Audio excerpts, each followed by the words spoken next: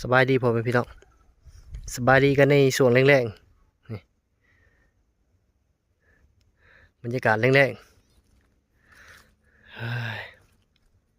ตอนนี้บ่าวอาทิตย์อยู่ให้อยู่หน้าตากมันโอ้แม่บ้านกันนอนเปรสบายตากมันในแดดหนึ่งเลยแดดครึ่งมานี่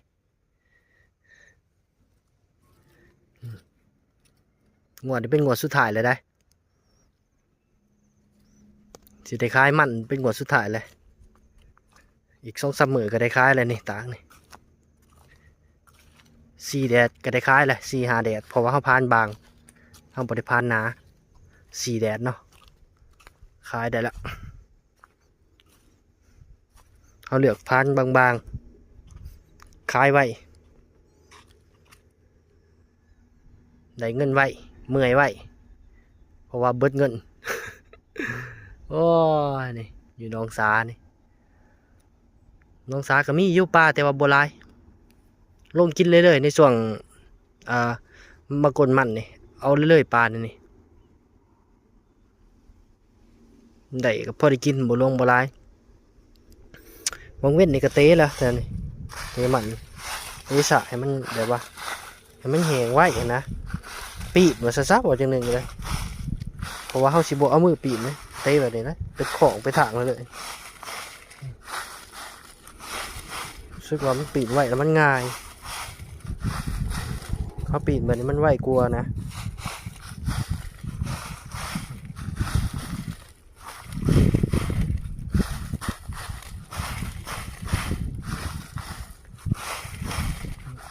เป็นอันว่าเรียบร้อยสวนนี่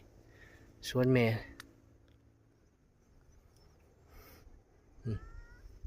เบิดเลยเกลี้ยง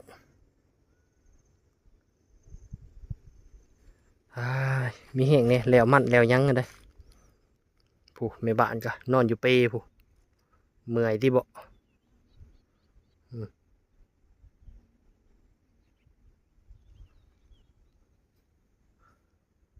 บรรยากาศยามแรงอยู่น้องสา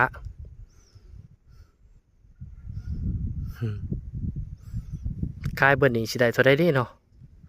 ได้บ่ประมาณ3 ตนถ้าได้3 ตนนี่บ่ลุบถ้าได้2 ตนปลายเลยอยากว่าลุบแล้วมันบักลงบักหลายเนาะว่าตีมัน300 กว่าสอบถ้าเก่านี่100 สอบนี่บ่าวที่ได้อยู่ต้นหนึ่งกับ200เลย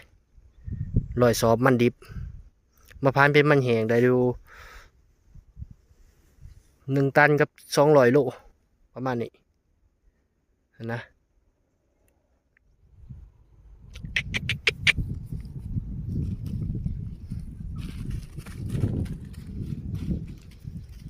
เป็นจะได้บัดนี้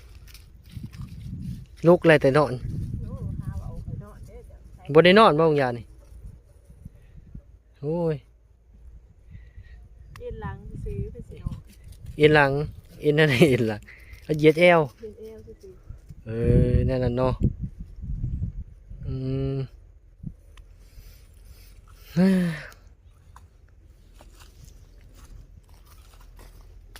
สิได้สิได้จักโตนเฮ้ยจักตันนี่ฮะไม่รู้คือการ บ่หูอยู่เจ้ากะเรียกว่าหูอยู่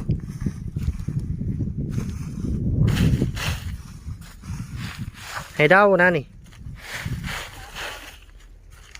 3 ตนบ่เอามือคล้ายหูกันซะ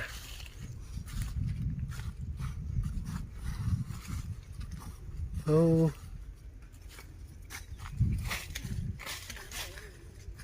หืม ขอยังวะยังก็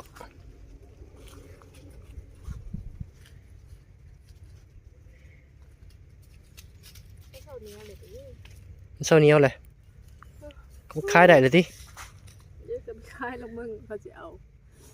ยัยบ่เอามืออื่นเอาไปขายบ่ได้บ่ลองเบิ่งสิมีคนเอาอยู่บ่หากว่ายังอันนั้นอยู่วันเสาร์นะ เออ วันเสาร์กูบัดเลย เว้าไปซะแล้วไผสิเอาของเฮามันบ่ทันได้แหงเนาะสิกล้าไปขายเอาไปเรื่อยๆเรื่อย โอ้รถไถเขาเจ้ามาแต่ไทยสวน